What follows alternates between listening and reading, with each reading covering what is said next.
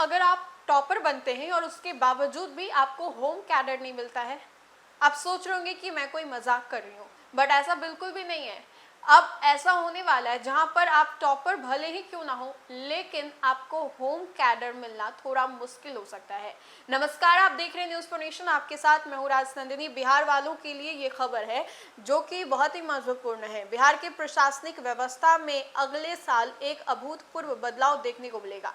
भारत सरकार के कार्मिक मंत्रालय की ओर से बिहार सरकार को भेजे गए 2025 बैच के आईएएस अधिकारियों के सोशल पैटर्न के अनुसार राज्य में ईडब्ल्यूसी जनरल और ओबीसी कैटेगरी के लिए जो है वो वैकेंसी यानी कि गृह राज्य का कोटा पूरी तरह से शून्य कर दिया गया है।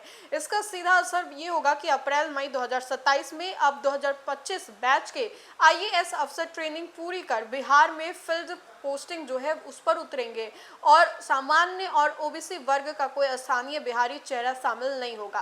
कार्मिक मंत्रालय की ओर से तय किए गए नियमों के आधार पर वर्ष 2027 में बिहार कैडर में कुल 9 नए आईएएस अधिकारियों की तैनाती की जाएगी, जिनका सामाजिक और क्षेत्रीय वर्गीकरण भी सामने आया है। जनरल की अगर बात करें तो कुल 2 अफसर बिहार आएंगे, लेकिन ये दोनों ही बाहरी राज्यों में मूल रूप से निवासी होंगे। ओबीसी कैटेगरी की बात करें तो कुल 3 अफसर तैनात किए जाएंगे और ये तीनों बिहार के बाहर के होंगे। एससी की बात करें तो कुल 2 अफसरों की तैनाती होगी और ये दोनों ही बिहार के स्थानीय निवासी होंगे। एसटी की बात करें तो कुल 1 अफसर बिहार कैडर में आएंगे जो बिहार का ही स्थानीय निवासी होगा।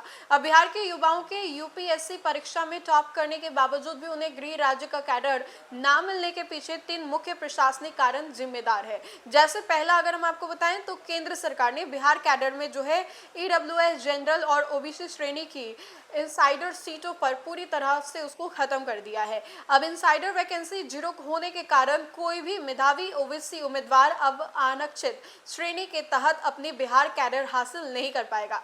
इतना ही नहीं, नियमों के अनुसार अगर हम बात करें तो इनसाइडर सीट उपलब्ध ना होने की स्थिति में यूपीएससी टॉपर्स को भी दूसरे पसंदीदा बाहरी राज्यों में भेज दिया जा सकता है। चिंता की बात तो ये है कि बिहार को मिलने वाले कुल आईएएस अफसरों की संख्या साल दर साल जो है वो गिरावट आ रही है। जहां 2022 और 23 बैच में बिहार को 11 अफसर मिले थे, वहीं 24 बैच में संख्या घट करके 10 रह गई और 25 बैच में 9 अफसर ही मिल पाए हैं।